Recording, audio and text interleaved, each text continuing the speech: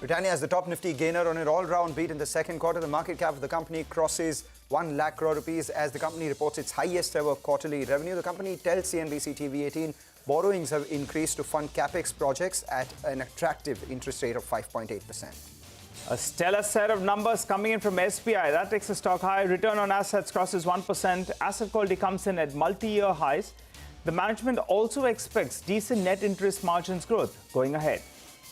Another PSU bank, Bank of Baroda, rallies after a standout second quarter. The management tells CNBC-TV18 that they expect loan growth momentum only to get stronger. A good quarter for Titan, although aided by some one-offs. The stock corrects after margin guidance remains muted. High valuations also based on the stock. The management says they expect to target double-digit market share from the current 6% by 2027. Sharp cuts in Marico. Despite an inline second quarter, maybe the street was expecting a big beat coming in. Volume growth beats street estimates, while management guides for 18 to 19% EBITDA margin in FY23.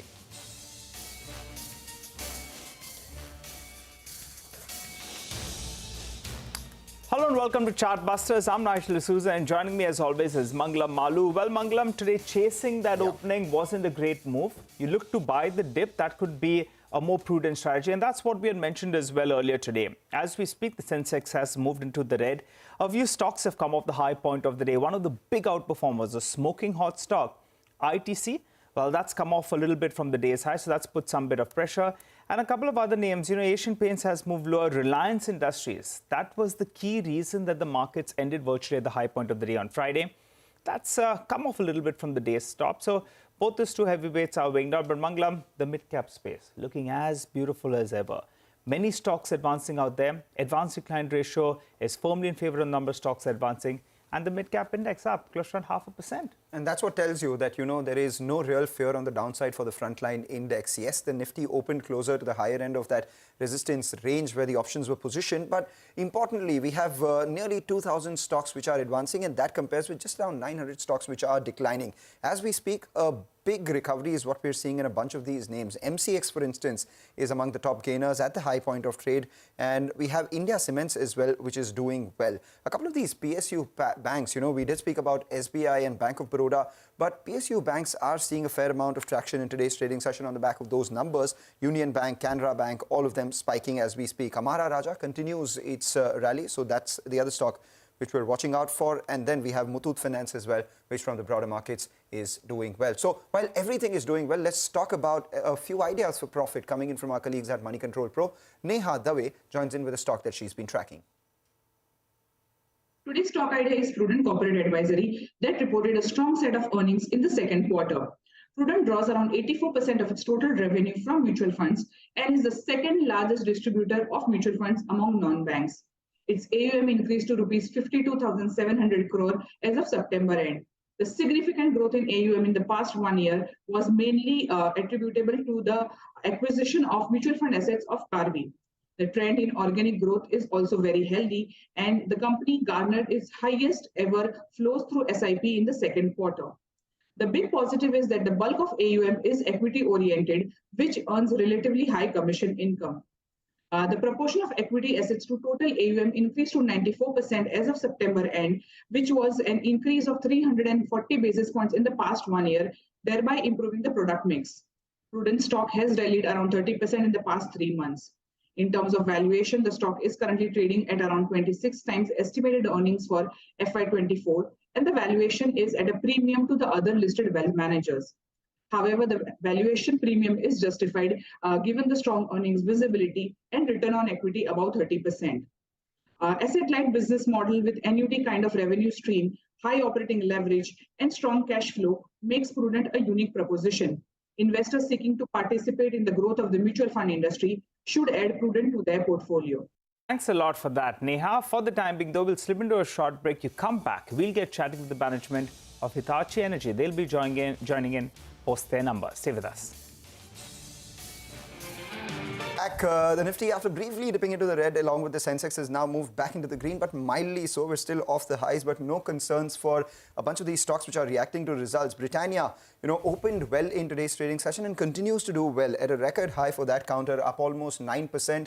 And the stock is actually, trading with the company is actually trading at a valuation or market cap upwards of that 1 lakh crore mark as well. And following it is Bombay Burma, which holds about 50.6% stake in the company, and that's running behind Britannia on account of the rise in its underlying holding. But the other stock on our radar is Hitachi Energy. The company reported a soft second quarter, but order inflows have surged by about 31%. So to put the numbers into perspective and discuss the outlook going forward, we have the MD and the CEO with us, Mr. Venu Nuguri. Thanks a lot, Mr. Nuguri, for joining in.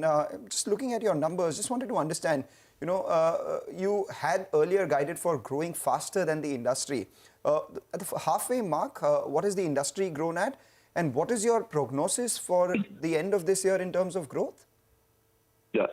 So thank you, Mangalam, and thank you having me in the show. And as you can see, our results in this quarter ended 30th September. Our orders pipeline has grown almost 30%, primarily fueled through renewable industry and data center, etc., which are our high growth segments.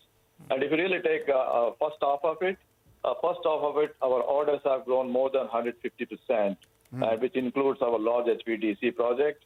And even though the market is growing at one high single digit or close to double digits, so we have been growing at least 3 to 4 times more than the market average, even without the large HVDC projects in that. And that's exactly what we wanted to know, Mr. Nuguri, that the first half of this year, you've done around 2,100 crores in terms of revenue. Can you do better in the second half as compared to the first half? Do we see a number closer to 4,500 crores by the end of this year? And you also guided for margins being closer to the double-digit mark. We've seen them improve quarter on quarter. What do they end this year with? Yeah. So when it comes to the revenue, I think, we have a very solid order backlog of more than 7,000 crores, and which has got a visibility of more than 20 months revenue in that. And we do face some of the challenges like, supply chain disruptions and semiconductor shortages, etc., which have been, very high in some of our businesses. And that might impact in that. But otherwise, we see overall, offtake from our customers is very good, and customers are looking forward to, lifting the material, lifting our product systems, etc. in that. When it comes to the margins, I think, as Mangalam, we have been talking about it, that, we have a very sustainable growth strategy of both growing higher in the market and also our export strategy as well as our service strategy. All these things would get into the double-digit EBITDA margin by end of financial year 25. That's what we are talking about it, and we are well on track in that.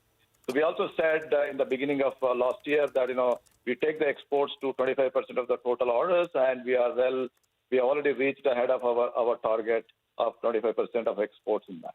All right. Hi, Mr. Nuguri. This is Nigel on this side. One of the key drivers for your margins to move up from here is going to be localization. You all have been talking about that. So if you could tell us what is it at as of now? And, where do you see that number headed? And you briefly touched upon the chip shortage issue. Now, depending on what chips you're using, there has been some easing out. So can you tell us whether you all are seeing that as well? The chip shortage issue, is it easing out for you? Yeah. Absolutely. So let me answer your first question as we're talking about, margin, organic expansion of the margin. So we are localizing a lot of our products. In the last 2 quarters, we have opened 2 new factories. One is 765 kV dry bushings, where the first time we are bringing this technology, localizing the technology in our Baroda factory. And recently, in the last quarter, we inaugurated a state-of-the-art power quality factory in Bangalore, where we have doubled our capacity from 10,000 MVR to 20,000 MVR. All these things would help us to, grow, including not only for the domestic market, but also, exports, which will expand our margins. And the second one, when it comes to the margins, also looking export as a total, as well as our offering our service. We have, close to 2,000 crores worth of our, our potential for service, because we have been present in this country for more than 6 decades. So we are now looking at Mr. Nuguri, we got that point. FY25, you want your margins to go to, that double-digit mark. But you didn't answer that in terms of localization. As a percentage of your requirement, what is it at, and where do you see that number headed? Give us some clarification on that front, sir. Go ahead. Right. As of now, we manufacture almost close to 80% of what is produced globally, we manufacture in India. Okay. So we are at 80% in that. So we are expanding further on this. to further, improve our product portfolio. We bring the, more and more products and localize in that. Right. Especially on the new segments such as electrical vehicle charging, energy storage, etc. Right, we take that point. On that itself, I just wanted to know a couple of things. You briefly mentioned services. It's about 7% of your current revenue. By when does it go to that 10 to 15% that you had target? And on electric vehicles as well, I was just looking at it, it is expected to be around, 1,500 crores in terms of revenue. By when does that happen? How much is it currently for you? Yeah. When it comes to the services, as our target is to 10 to 15%, it will be around financial year 25 is what we are targeting. And here we need to understand the service as more and more renewable is coming, energy transition is taking a big shape. The digitalized our services are really where our customers are looking forward, and that's exactly Hitachi Energy is doing that. That's a big portion of our offerings and big portion of our efforts towards the digitalizing our products and digitalizing our offers, especially on the service portfolio to our customers across whether they are utilities, industries, infrastructure, or new segments of the customers such as data centers or electrical mobilities in that. When it comes to electrical vehicle charging, as you know, we have a very solid portfolio, what we call as a grid emotion flash and grid emotion fleet charging, and where our technology enables buses to get a boost of charge in less than 20 seconds. So right now, our focus is to localize this technology. We are running the pilots in India with the reputed bus manufacturers on localizing this technology and adapting this technology in that. So it will take some more time before we're really ready to offer our technology at a scale and the speed required in India. Okay, all right. What about scope in data centers? You're saying that it's a big addressable market. What is Hitachi's market share there? I think we have a very solid market share here, but not only local players, but also all the global, major software giants. We have been working with them on the data centers in that. So our addressable market, roughly, depending upon what kind of data center, whether it's a hyperscale or not, anywhere between 15 to 20% of the whole data center capex goes into our portfolio. All right, and railways. I mean, everyone's looking at decarbonizing railways, etc. The opportunity at large is close to around 15,000 odd crores in the next couple of years. Just wanted to understand how much of this will accrue to you. How much will you get from this railways benefit? Yeah. So railways is definitely a very big growth driver for Hitachi Energy in India.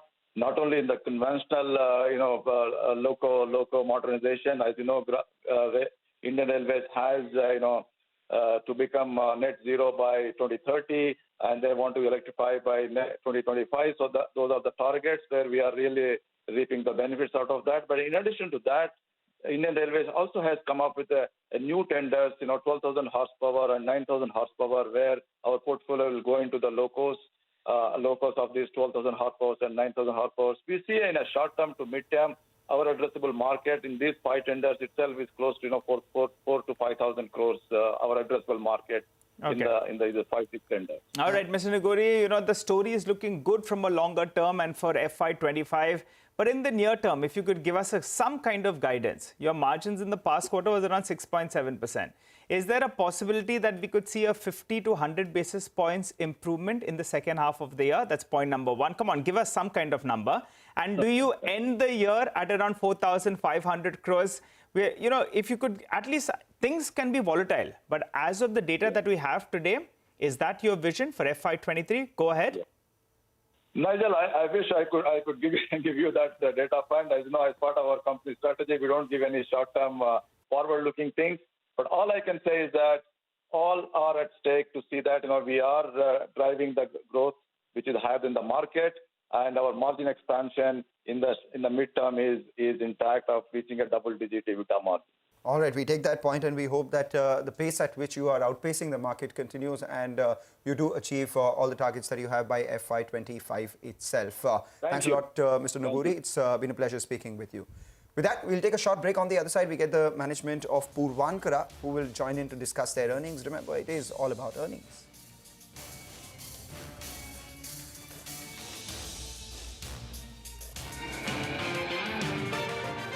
Well, let's get straight to our second management on the show, Purankara. The stock is a little bit under pressure despite delivering a very good set of numbers in the second quarter. Mr. Abhishek Kapoor, the CEO of the company, joins us on the show. Hi, Abhishek.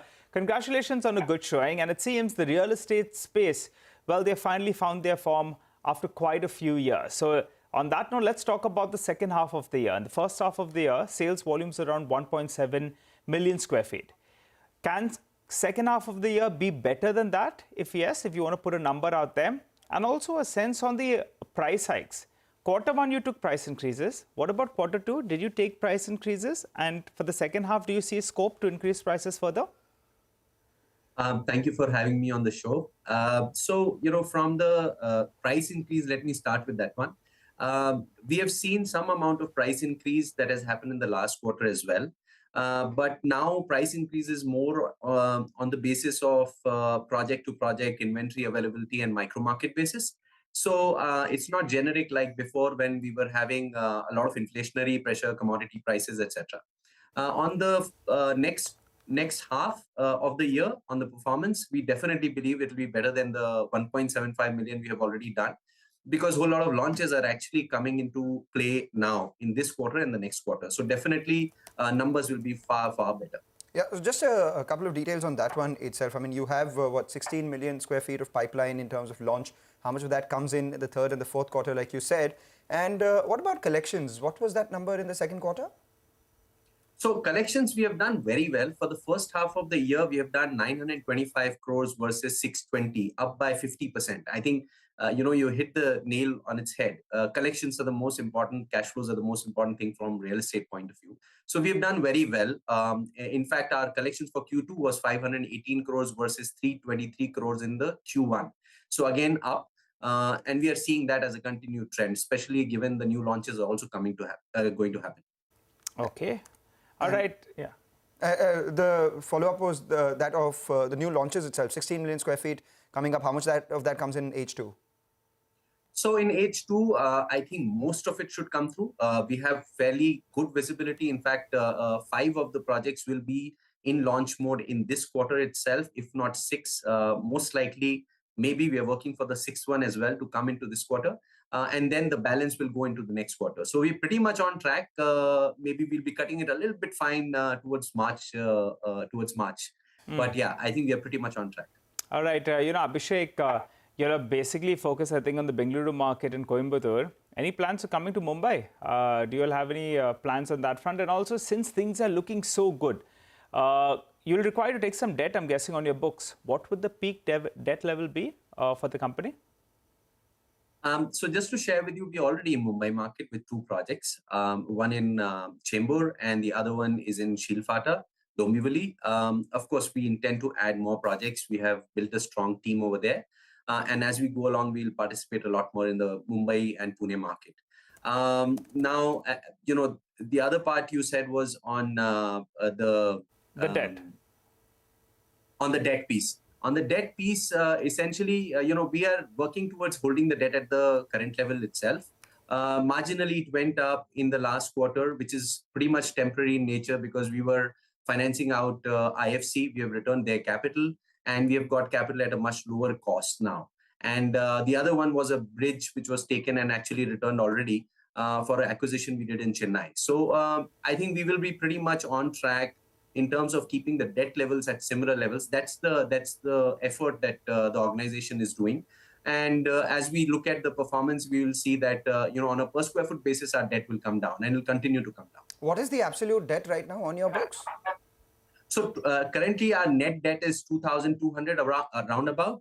And I think we will bring it back to about 1,850, 1,900 range latest by March or April quarter. Has your cost of finance moved? I'm sorry? How has your cost of finance moved? You said you've refinanced some of it? Yes. Yes. No, so, basically it was equity. We repaid IFC for one of our projects. That has come in the form of debt, but our average cost of debt is at about 11%. And we are, of course, looking at bringing it down as we go along. All right, take that point. Thank you so much for joining in, Abhishek. Wish you good luck for your foray into other geographies as well, and launching almost 16 million square feet in the second half of this year. With that, we're out of time on this edition of Chartbusters. Thank you for watching. Stay tuned.